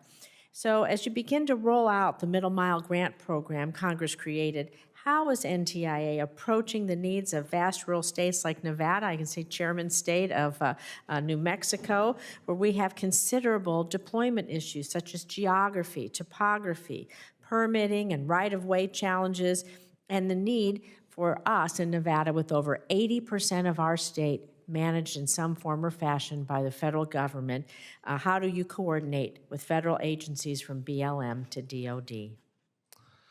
So thank you. It's a terrific question, and I'll just start again by saying we are huge believers in the power of the Middle Mile program, and we really appreciate the chance to administer that and have the funding. As I said a few times before, it's a real force multiplier, we think, and will help with the last mile efforts that we have as well. I fully appreciate the point you're making also about the unique issues faced in a state like Nevada. And I will say we are very committed to working with federal agencies, other federal agencies. We probably are working right now most closely with the other major funders, but we do have work in progress, for example, with the Department of Interior on creating an MOU, a Memorandum of Understanding, and streamlining permitting processes and working with them closely to make sure that we're thinking about how federal lands play into this. While you're doing this, I'd like you to really think about how you're going to advise states on meeting the matching requirements of the Middle Mile Grant Program when, like us, over 80% of our land is federal land managed by the federal government, and that land is tax exempt. So we may not be able to do that in the way that other states can. Right. So can you speak to this at all, or will you give a commitment to consider this? First of all, certainly commit to consider it and to work with you and your staff on this issue. I think you're right that there are, for example, match requirements in here. There is a requirement they come from non-federal sources. Some of that could be from the state, but some of it can be from the providers themselves who will be putting this forward. And I think we are eager to work with you. And so is that going to put our state at risk? Who has 80% managed by the federal government? If you're just only going to consider it, we really have to have a solution that works for each and every state. This money was meant to go to these deep rural areas. Some of them close, right outside critical bases, critical infrastructure for our national security, for our homeland security and the like. And so I'd like you to do more than consider that, please. Okay. Absolutely. And I will note, yes, certainly. We are, I will commit that we will work with you on this, and we agree that the purpose of this program is very much to meet the needs of a state like Nevada. So we have to make sure it is doing that. Thank you.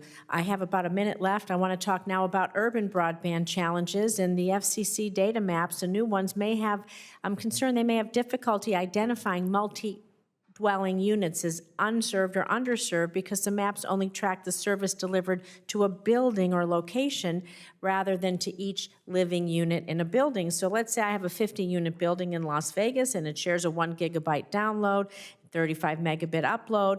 That means each unit in the building is receiving less than 20 meg down and less than 1 up, which is considered an unserved household. But the entire building may show as served on your FCC map. So as you begin again to implement programs from the bipartisan infrastructure law to address affordability in underserved households, how are you going to look at multi-dwelling well, I would just agree with you that, first of all, it is a real issue, and we are concerned about it as well. We are compelled by statute to use the FCC's maps initially in our allocation process. I will say we are actively working on how we can make sure we account for multi-dwelling units. You'll see it in our notice. We expect and give states flexibilities about how they spend money that they will be able to consider those multi-dwelling units unserved at each location. So states will be able to compensate for this, and we've encouraged them to do that in our notice. Well, it seems to me there's some simple algorithms that we can write for the number of units in a building and do that. I'm a former computer programmer. I know there's a lot of folks out there that can help with that. I appreciate that. Thank you. I look forward to it. Mr. Chairman. Thank you, Senator Rosen. Senator Capito, you're recognized for questions. Thank you, Mr. Chairman, and thank you. for being here with us today, Mr. Davidson. Appreciate it. I do want to reiterate to you and re-extend and extend, and I understand that we are working on a visit to West Virginia, hopefully maybe in the summer. It's a great place to visit. So I know we're working on that, and I Good. look forward to. I'm also visiting New Mexico this summer, I understand. So Well, good. Just don't want to play favorites here. My first question was going to be on statements that you made during your nomination about the all of the above technology. I heard Senator Lee ask basically the same question. We had the same questions in that your first notice of funding opportunity appeared to put a heavy foot on the pedal for fiber, which is great for West Virginia, but very expensive and not sure it's going to get to that last house. But you've already, wireless may solve some problems. I'm going to assume wireless is in all of your above bucket. How do you see wireless as it's moving in the next funding opportunities? Well, we do expect that for different states will have different mixes of technology. Right. You heard a little of that answer. We talked about that as well. Right. And we do think that fiber is the gold standard, is the most extensible, resilient, but for many areas it will not be the right answer. Mm-hmm. And so we do believe we've given states flexibility to make the choices that are right for them. Okay. Our state was just given a notification through the American Rescue Plan of $136.3 million from the Treasury from the Rescue Plan on broadband. So good news. It's supposed to reach 20,000 people. So I'm sitting here thinking we're going to have we've already had an influx of money through a lot of the COVID funds. We have this new influx of money, and then of course your bigger and broader, more robust plan through NTIA. This plan is feeding into 3 programs that the governor's already set up. It would be really useful, I think, if the monies that come in from NTIA can fit into the buckets that are already pre-established. Will the states have the flexibility to be able to do that, working with you all? I absolutely believe so. I think it's important that the only way we're going to reach our goals is if we use all the different funding streams that are available. Right. That's partly why we're trying to work so hard with our other sister agencies, including the Treasury Department. So you're working with them on this as well? We are working with them, and the goal is to make it simple for states for streamlining reporting requirements, common data, and we do hope that states will plug our funding into their existing efforts. It's the only thing that will make sense. Well, that's the hope for West Virginia. We have a Gig Ready program, we have a middle mile program, we have a major projects that might be bigger and broader. So I think it just makes good common sense, quicker, more efficient, better reporting. Once we get the map thing straightened out, to be able to feed into what I think our state's already moved pretty well after we had a big stumble in 2010. I think we learned a lot. And so any way that we can help and assist you with that, we would like to play a role there. We welcome the chance to work with you. Good, good. Let me ask you about supply chain. We're hearing from our small rural providers that increased cost and delay of equipment is making deployment incredibly challenged. I'm concerned about these supply chain issues, what an effect it might have on middle mile or Bead projects. How are you seeing this? And while I am a Buy America person, you have Buy America provisions in there. We are starting to hear some rumblings that may cause some problems as well. Do you have the ability to waive Buy America requirements? Do you anticipate that you would be using that? And what can we do to help with the supply chain issue? Or how are you approaching that? Because it's going to drive the cost of these projects higher. Well, first of all, it's a great question. We are tracking these supply chain issues quite closely, and we are concerned as well, especially with the big influx of funding that's going to come into this field. So we are working closely with providers, with equipment providers, with fiber providers to make sure we understand supply and demand in this space. Mm-hmm. We do also believe strongly that Buy America is an important part of the law.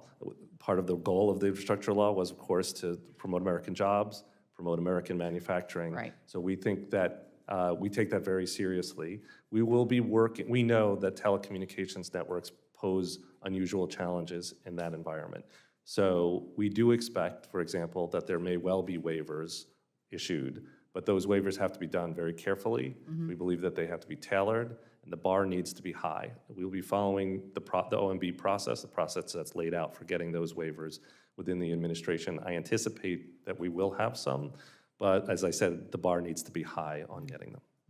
Well, you have I think, a very exciting and tough job ahead of you, especially when your secretary's promising every single one of us that every one of our residents is going to have broadband by the time that this is over. This is a once-in-a-generation opportunity. It is. You've given us resources to do something that we need to do as this country, and so And we it's are so we are needed. firm believers. And thank you for your partnership. Yeah, with it. thank you. Thank you, Senator Capito. Senator Cruz, you're recognized for questions. Thank you, Mr. Chairman. Administrator Davidson, welcome. Thanks for being here today. I want to start by discussing federal spectrum management and the role that NTIA plays in that process. Is it correct to say that with regard to spectrum management, NTIA manages spectrum allocation and use by federal agencies while the FCC oversees non-federal allocation and use? Yes. Great. Is the Department of Defense one of those federal agencies for whom NTIA is responsible for managing spectrum allocation and use?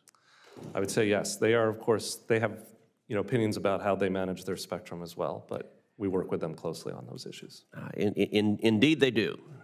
So let's say the Department of Defense was going to conduct an inventory of and prepare a roadmap for its current and future spectrum needs in order to ensure the accessibility and efficient use of the spectrum needed to support DoD.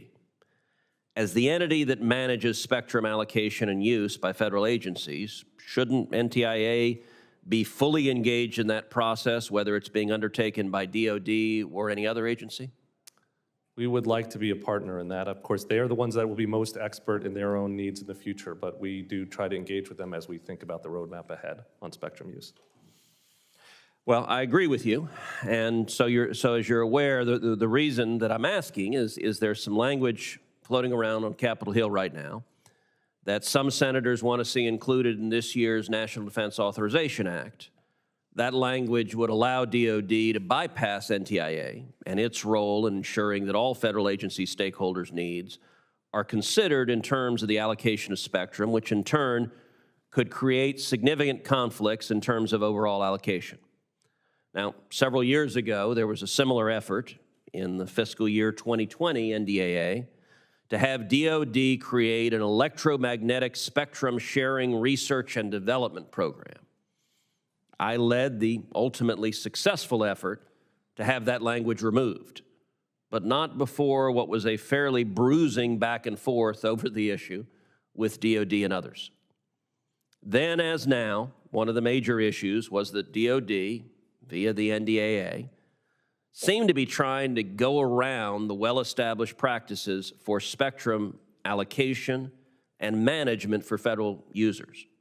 Now, Administrator Davidson, as the entity that manages spectrum allocation and use by all federal agencies, would it create a problem for NTIA and, as a result, other federal users to have a federal agency like DoD go off on its own and make its own plans with regard to spectrum use? We would have concerns about that. I mean, I think this only works if we're all well coordinated. And our role by statute is to be the President's advisor on telecommunications, spectrum policy issues, to be the manager of federal spectrum resources. And because of that, we have a dual hat. We recognize the importance of the federal mission. We also have a real imperative to meet the commercial needs of American businesses. And I think our concern would be we deeply respect our colleagues in this space. We value our close working relationship with, particularly, we've had a very good working relationship of late at DoD. But I do think we may need to make sure that we're all coordinated and that agencies aren't given incentive to go off on their own and make these kinds of decisions unilaterally. So we welcome the chance. We've expressed some concerns. As we've talked to the Armed Services Committee, we welcome a chance to work with you and your team as it moves forward.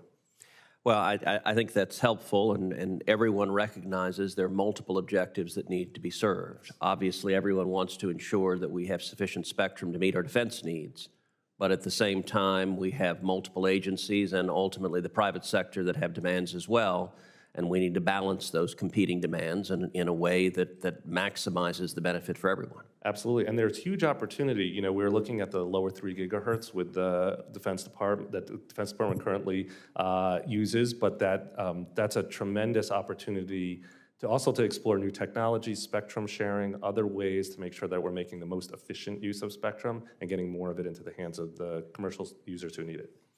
Well, I hope we can get this issue resolved quickly and without the fighting that surrounded Section 214 several years ago, and I look forward to working with you to do so. We'd welcome that. Thank you, sir. Thank you, Senator Cruz. Administrator, while we wait on a few colleagues that I believe are still trying to make it before the vote will be called, I want to ask you a few questions as well.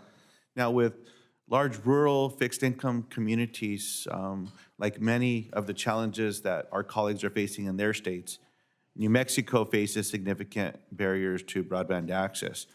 Our state, like many others, has large, sparsely populated areas, thousands of acres of public land, and I want to echo what Senator Rosen raised as a concern. Geography, topography, as we've heard from many, which has prevented thousands of families across the state from accessing high-quality, accessible, and affordable service. We also face similar problems to the rest of the nation when it comes to affordability, and we're behind much of the nation's digital skills. Now, New Mexico is relying on funding from the Bead program to ensure students, families, hospitals, small businesses, and community institutions are connected. As I said before, I was very pleased to receive a commitment from Secretary Raimundo last April that connecting every family in New Mexico, if this program didn't connect them, it would be unsatisfactory, was the word that was used, and committed to working in the community to make the program ubiquitous and affordable. So Administrator Davidson, can I get your commitment as well that NTIA will connect every single household in New Mexico? Yes, you asked me this question in my confirmation hearing as well. I remember it very well, and always make it a policy to agree with my boss, Secretary Mundo, but I also am happy to say to you that is very much our goal, and that is our commitment. I appreciate that. So I learned from my parents the importance of getting those commitments, reminding them every time that we get a chance. So I'm I look following forward their to more instruction. reminders, sir. Importantly to New Mexico, the bipartisan infrastructure bill reserved 10% of the BEAD program funding for high-cost areas, like those in Mora County and San Miguel County, two communities that are suffering what is now the largest fire in our state's history. And we have another fire burning in southern New Mexico. The first over 318,000 acres, and now they're worried, and as am I, with a flood. And we had a thunderstorm come in last night with the first series of flood warnings. Now, this funding will make a real difference in areas with geographical and cultural diverse communities. Now, we're still waiting for NTIA to fully define high-cost areas. Is that right? That is right, that it's not part of the notices that went out. I certainly hope that the characteristics in the states, that these are taken into consideration, given the challenges. And there's a reason why New Mexico and Alaska and a couple of others are considered high-cost areas. And that's why we are where we are. So I appreciate your thought there as well. Absolutely agree. The statute is quite clear that there's a reason, and there's a reason why we need to make sure we're recognizing the high-cost areas and making sure that the allocations reflect that. I will say just that we didn't include everything in the note in our funding notices. They're long as they are. They could have been longer. High cost is a top of the list of areas that we now need to further offer guidance on. We asked for and received comments in our request for comments on those specific factors about how should we think about defining a high-cost area. We've gotten a fair amount of input, and we're now working on it. And I'd say we welcome the chance to work with you and folks in New Mexico to make sure we're getting the definition right. I appreciate that, sir. Now, it's my understanding that NTI has already laid out some of the criteria, like remote locations, lack of density, unique topography, poverty, things of that nature. While New Mexico, that fits our state. Now, a follow-up on high-cost areas, will the definition of high-cost area take into account secondary costs to build out, including permitting and easements on federal lands? I actually don't know the answer to that question about whether, but that certainly would be a factor we'd like to, we'll take that under advisement. We haven't made a final assessment about what would be in there, but that is certainly something I'd take back and want to work with you on. And while easements will become an issue, as we all know, especially with public lands, federal lands, but also on tribal lands. And I'm certainly hopeful that there is a close conversation between the Department of Commerce and the Department of Interior. There was a recent bridge that we finally were able to complete on the Navajo Nation in Manuelito, New Mexico. It was a result of flooding back in the early 2000s. FEMA freed the money, the president declared an emergency, and it took until 2019, 2021, to get the bridge completed. After FEMA freed the money, BIA would not authorize an easement. Money was lost. We had to fight to get the money back. This is my concern across indigenous sovereign nations across America.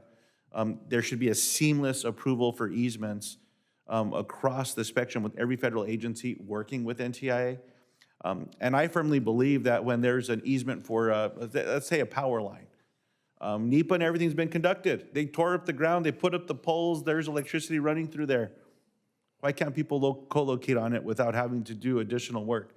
If you're not going to dig deeper than what the previous NEPA was, I don't understand why there's not just a recognized utility easement. That's just me ranting, but I hope that there can be some agreements in that place to allow for this work to happen expeditiously. Our local communities need Washington to also understand that all the paperwork, regulations, and rules aren't the end of the conversation. It's the on-the-ground results, whether they're successful at connecting every single family, which matters most at the end of the day.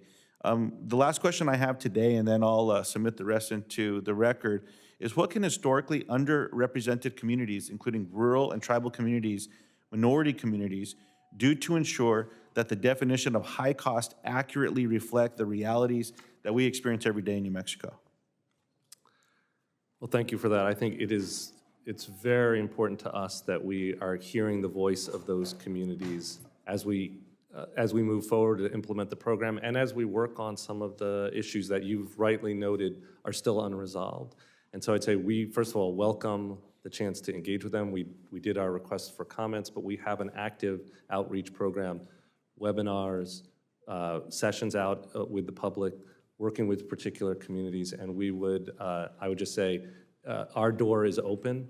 Our email address as Internet for All at internetforall.gov, and we will take questions and submissions, and we welcome the input and particularly welcome the chance to work with you and your staff on those issues too. I appreciate that, Administrator. Next, we'll hear, and Mr. Sullivan will be recognized Thank you, Mr. for Chairman. questions. Thank Mr. you, Sullivan. Mr. Chairman. Administrator, good to see you.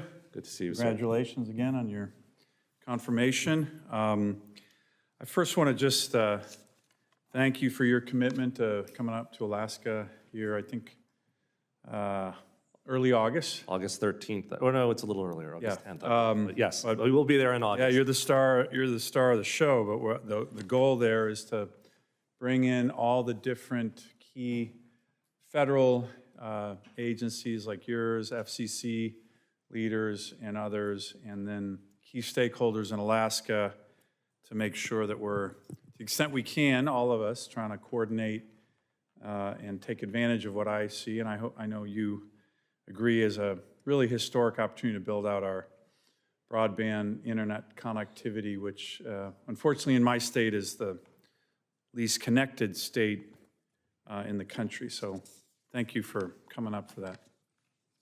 My pleasure, and I'm looking forward to it and to seeing firsthand some of the challenges also. Great. Let me ask, one thing, I know it's not just an Alaskan issue, but there's a little bit of a concern as the FCC's new maps are released that there's concerns, and I'm starting to hear them already in Alaska, that we are at risk of being undercounted with regard to places that are notoriously difficult and challenging to count. And I certainly hope our FCC colleagues are listening and watching closely to this hearing, but I want to make sure that the challenge process that we're allowed to have, we want to accelerate the deployment of broadband under the infrastructure bill, but we also want to make sure that things are counted properly, Mr. Chairman, I'm assuming this is probably be an issue in your state as well. And the statute does not compel NTIA to allocate funds based on an unchallenged map. So what we want to get your commitment on is if you're going to be waiting for those challenges to play out so that your allocations are actually based on an accurate counting. Can you talk about that? I'm sure I'm not the first senator to raise this with you, but in Alaska, I'm really starting to hear some worries about undercounting, and that would not be good for anything, but you guys play a role, even though it's not, you're not the primary actor on the federal agency side, but you can influence this a lot. It's a terrific question. We are very focused on this issue. And are you talking to the FCC about it, or? Regularly. Okay, and what's their reaction? Consistently. My staff is laughing back here because they talk to the FCC quite a bit. On this issue? On this issue. Okay, because I will just say, first of all, getting the maps right is essential for our success, for all the reasons that you said. We have to be spending the money in the right place to get to the people who are really unserved and need. Remember, the broadband bill focuses on the truly unserved. That was a big debate we had. But that is in the law. And that is how statute. And that is how we are. We do not want federal regulators who maybe had another view to try to change that. That's Congress has spoken. That is an area where I feel confident that we can. If you look at our notices, you will see we've taken that approach. And but on the maps, we're focused on this quite a bit because this is our gating item. I mean, in terms of the pace, we want to deploy quickly, but we need to wait. The maps are critical. We can't deploy without good maps. And what I said here earlier, and I'll say again, is that we have heard about the FCC's, that the first draft of their maps, the chairwoman has said, will be available in the fall. But we have also heard from many in states and localities, just as you're saying, that there's a strong desire to make sure that there's a chance for at least some challenge to those maps to play out. And we're committed to that. Thank you. Let me ask another question. I've raised this with you numerous times. A recent GAO study identified there are a staggering 100 federal programs across 15 agencies that could be used in some form or another on broadband. 7 of these alone are under your jurisdiction at NTIA. One of the things we want to make sure happens, in addition to trying to get our entire country connected, my entire state connected, which is a challenge in and of itself, is to make sure that there's tight agency coordination, transparency to prevent waste, fraud, and abuse. That's going to be part of the elements of the summit that you're going to be participating in Alaska. I think we're all looking now at the CARES Act and, shocking figures of how much abuse and fraud there was. We really need to make sure that's not happening again. I'm not just talking about in my state, I'm talking about across the country. You're going to be playing a central role in that. What are you doing right now to ensure the very significant funds that you're going to be responsible for awarding and deploying are done in a way that's coordinated, transparent, and also prevents waste, fraud, and abuse? And one of the things I'm in particular worried about, smaller tribes, smaller communities that might not have a lot of capacity. I think in some ways they're particularly vulnerable to a beltway bandit that might be coming from DC up to Alaska to try and, kind of rob people their money. Well, we're very aware of that too. It's a great question. There were two elements what you asked. One is about coordination, and I'll simply say we are deeply coordinated with other federal agencies, regularly coordinating with them. We have MOUs with the other critical agencies, Treasury, USDA, others, for sharing data, making sure that we're being consistent in the way that we ask people to report. So we're trying to make this simple, and we recognize that outside of the Beltway, nobody knows the difference between NTIA, USDA, FCC, so we want to make it easy for providers and states and localities to interact with us. This is also an area where NTIA can help because we've got more resources than some of our other colleagues, and so we're going to try and do that. On the waste, fraud, and abuse point, I would simply say we are also quite focused on that. And because for many different reasons, we know we need to be a wise steward of taxpayer money. We also know that we will not succeed in this effort to connect everybody if we don't use that money wisely. We also have seen and learned lessons from the past about just the kinds of scenarios that you've talked about. And so we have, coupled with this, you see this even in our notices, a lot of due diligence requirements in the grant-making processes, a lot of requirements that some will find a pain in the neck, to be honest, but they're there to make sure that we can monitor and make sure that we have legitimate players who are seeking these grants, being awarded these grants, and then there's a back-end process to this, which is included in our budgeting. This is a 10-year program, right? This is a program where it's not just about giving the money, it's also about making sure that monitoring to make sure that the money is being spent well, and that is very much a part of our plan. So thank you for the question. Thank you, Mr. Chairman. Thank you very much. Thanks, Senator Sullivan. Senator Hickenlooper, and just a reminder to our colleagues, a vote has been called on the floor. Thank you, Mr. Chair. Appreciate that. Enjoyed the conversation. I've been ducking in and out, but Mr. Davis, I tremendously appreciate your service. The Institute of Telecommunications the Institute of Telecommunications Sciences, ITS, is NTIA's, really, we like to think of it as your premier lab, especially in terms of wireless spectrum. We think about it that way too, sir. Good, because it helps that it's in Boulder, Colorado. ITS has expertise in scientific research into spectrum sharing and what, more importantly, coordination among users, because it's obviously a limited resource. Lack of funding for ITS, though, limits its capabilities. More often now limited to interagency agreements and corporate partnerships. As demand for spectrum increases dramatically, I think we do need to find some ways, and we've talked about this once before, ways to share and coordinate spectrum between all users. So how can Congress empower ITS with more resources to carry out proactive spectrum research, which would help modernize the entire approach? Well, I will say, first of all, thank you for the question, and thank you for your support of ITS. It really is a crown jewel, not just at NTIA, but I think for the entire federal government in terms of real expertise and forward-looking research around spectrum.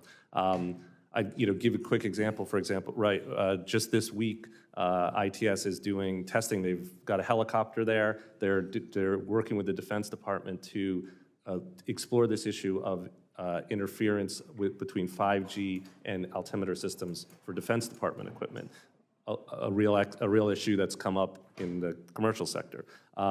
They also do, and I was just out there 2 weeks ago, very forward-looking research about spectrum sharing, new bands of spectrum and the issues around it. So I would just say, I think, giving, as you noted, much of the work that now happens at ITS is funded by other federal agencies or in a consulting type arrangement. It would help us to have more baseline long-term funding to do the kind of research about future bands and about spectrum sharing, other new tools, and having that consistent support so it's not just dependent on which other federal agencies have come in to support work. That would be very helpful. And would that come under the heading of modernizing the Spectrum Relocation Fund? It would absolutely, so thank you. Just checking, want to make that sure that got into the record. A lot of these fights over spectrum, as you described, not just among federal agencies, but in the private sector as well, are around this interference that you mentioned. And I think that the research that ITS is doing does allow us to move towards science-based decisions to make sure we prevent that interference through appropriate protection criteria. So I guess the question I have is, how is the ITS and the NTIA, how can they get that consensus-based, science-based collaboration done? Well, it's and protections. It's something we are working on quite a bit with our federal colleagues. So the starting point is absolutely that we are committed to, and I think the only way we succeed as an administration in administering this scarce resource is if we have an approach that is well coordinated, but evidence and science based at its heart. And we believe that NTIA and our Office of Spectrum Management, ITS, can play a real role with our technical expertise there. So far, we've gotten very good support on this, I think, from the White House, from other agencies that see this expertise, but it is an area where we need to continue to work and make sure that we have the we have the beef to follow up on it, right? So. Yes. Last question, we got a minute left. Senator Wicker and I introduced the Telecommunications Supply Chain Diversity Promotion Act, which is included in USICA, I think, and establishes a test bed out there. And the opportunity to test these Open RAN technologies and their performance in rural settings, I think, is really important. More network vendors is going to be able to create more competition. It's going to reduce costs to the network and really promote resiliency, network resiliency. So how can you describe how NTIA is monitoring, promoting this strong network supply chain? So I'll just say that we deeply appreciate your support in this area. It is really essential that we have diversity in the vendor community around, particularly in 5G. We've been big supporters of the Open RAN initiative around the world, promoting that as a way to get more secure 5G equipment. Our ITS lab has played a critical role already in helping understand where the challenges lie and where research is needed to make Open RAN a success. We are eager for more resources and more opportunity to do that. So thank you for, we certainly are very supportive of the bill formerly known as USICA and programs like this that are in it. And America Competes. Great, thank you so much. Thank you for your service. I yield back. Thank you. Senator Hickenlooper, Senator Mark, you're recognized for questions. Thank you, much appreciated, Mr. Chairman. Climate change, I was pleased to see NTIA include important climate change provisions in its new broadband programs. And that's going to allow applicants to provide detailed plans for addressing climate and weather-related risks, including identifying ways to avoid or mitigate those threats. And far from driving up the cost of construction with needless red tape, those far-sighted, thank you, requirements will benefit the public and reduce long-term costs by making our networks more resilient. So can you talk about how your proposal, the NTIA's proposal, is actually going to save money for individuals, for states, and for the federal government in the long term? I'll just say, Senator, first of all, thank you, and thank you for your leadership in this area. We actually do believe that a focus on resiliency actually reduces costs over the long term, right? That by taking resiliency into account and taking climate change resiliency into account, we can make sure that we're building in ways that are smart, that make sure that states and subgrantees are taking into account extreme weather events as they begin to give out their money. That in turn makes sure that we're, again, increasing resiliency, making sure we're deploying in the right ways, in ways that take into account what is likely to happen in the future. And that's what we've asked for in our notices. No, thank you, and I think it's well done, and it's why I introduced with Senator Wyden the Green Communications Act, which would create a $5 billion grant program at NTIA to build resilient communications networks. And do you think that kind of funding makes any sense? Well, we certainly see value in that kind of approach and more resilient and energy efficient communications networks, and we'd be happy to work with you and your staff on legislation, offering technical assistance. Appreciate your leadership here as well. No, thank you, sir. And I'm so glad that you've also included labor, competition rules, critical to bringing reliable, high-speed internet to every household in America. And your programs are going to require states to prioritize projects that commit to maintaining high labor standards, encourage states to favor broadband providers that make wholesale and open access commitments, and ensure that providers do not engage in unjust and unreasonable practices. I think those rules are a good starting point for building a broadband system that harnesses market competition to deliver affordable internet access to unserved and underserved communities. And we hope that it's not going to be a fantasy, but we hope so too, sir. You've got a lot of backing to make sure that you implement that vision in a strong way.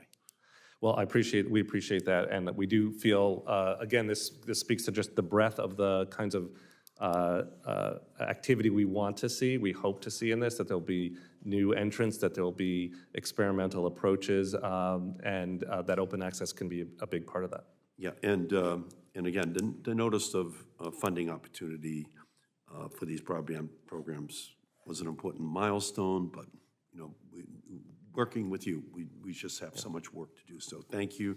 And Mr. Chairman, I just want to emphasize once again how impossible it's going to be to really close the digital divide and ensure that broadband consumers have the protections they deserve without a full complement of commissioners at the FCC.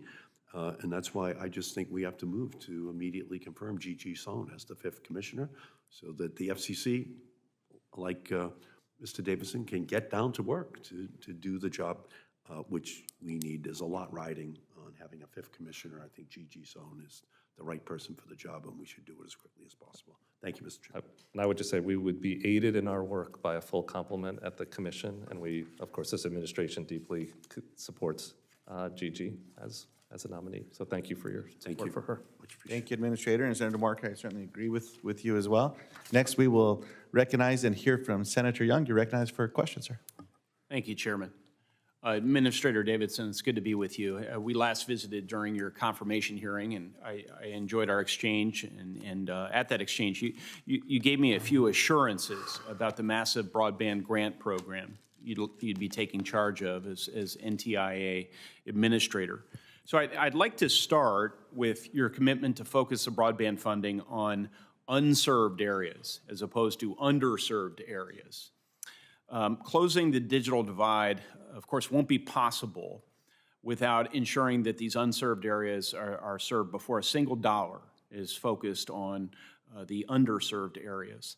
But getting broadband funding to unserved and underserved areas is only as strong as the weakest link. So, you know, it was in this vein that Congress required the FCC to adopt improved maps.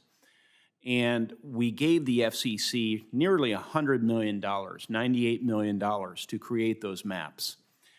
When negotiating the infrastructure bill, and I played an active role in that process, the broadband provisions in particular, some of my colleagues and I reluctantly agreed to let NTIA oversee the program, provided that it rely on these FCC maps, which will show service at the location level.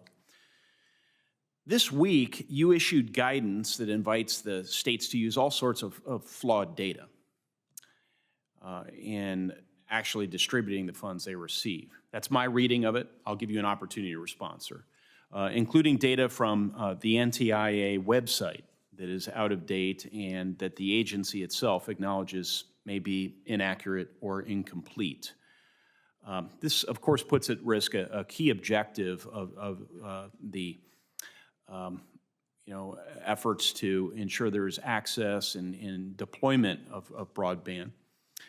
It also puts at risk your assurance to this committee, as I read it, that you would focus on unserved area first. And it directly contradicts another assurance you made to me when you committed to work with the FCC, utilizing their maps, coordinating on their broadband programs to avoid duplication, and utilizing their expertise when it comes to a challenge process as required by the law. I'll read the relevant passage to inform your response, sir, if you like. And this is an opportunity to clarify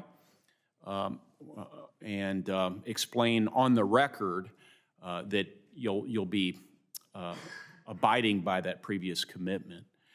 So it reads, quote, this is from the guidance, eligible entities are encouraged to begin their planning processes prior to the release of the FCC's broadband data maps, period. In this situation, comma, eligible entities may utilize all available sources of existing data, such as state-level data, existing FCC data, national broadband availability maps, so on and so forth, and other sources, period. There's not the specificity indicating you can only use FCC maps. So will you commit to ensuring that the states use high-quality data that track the new FCC maps and update your guidance accordingly, sir? Yes. So I am familiar with the provision you're speaking about. Thank you for raising the question. First of all, I just want to start by saying I assure you we remain committed to using the FCC's maps as instructed by the statute for the purposes of allocation. And those are going to be what we expect states to use when they look at their unserved areas and underserved areas. And we are also committed to, as you and I spoke about, and I think you'll see it in this notice, really focusing on the unserved communities and then the underserved communities as is indicated in the statute. The provision you're reading from, just to give you some assurance, is about the planning process. And we were contemplating a period, like right now, for example, where the FCC's maps are not yet available, but that we want to encourage eligible entities, that's states and territories, to be able to do their planning and to be doing it based on the best available data that they could get. So right now, for example, a state may have submitted its letter of intent to be part of our program. They're going to get a $5 million planning grant. We want them to be doing planning. We want them to use the best data they can. There's no FCC map yet available. So that's what this speaks to. And rest assured, sir, we are committed to using the FCC maps. That's fantastic. I will not have to break my promise to Hoosiers and other Americans that I helped negotiate a bill. My office and I, we led this negotiating effort on the broadband provisions. And my pledge is because of our authorization, our allocation of resources, every American will have access to high-quality broadband moving forward. And I believe that will continue to be possible based on your clarification. So thank you so much. And with that, I'll yield back to the chairman. Well, thank you. And we look forward to working with you to reach that goal as well. Thank you so much, Senator Young. One area I was hoping to get some clarification, Administrator, is Congress sometimes sets up double standards. And this is one of them that has been established. And what it did is it created a lower standard for Native American communities with speeds. The current law says that minimum speed for tribal grants is 25 megs down, 3 up. While broadband funding for the rest of the country in the bipartisan infrastructure bill says you cannot go below 100 over 20. Now, I know you'll be administering these programs fairly and effectively, but the statutory requirements are not equitable for indigenous sovereign lands across the United States.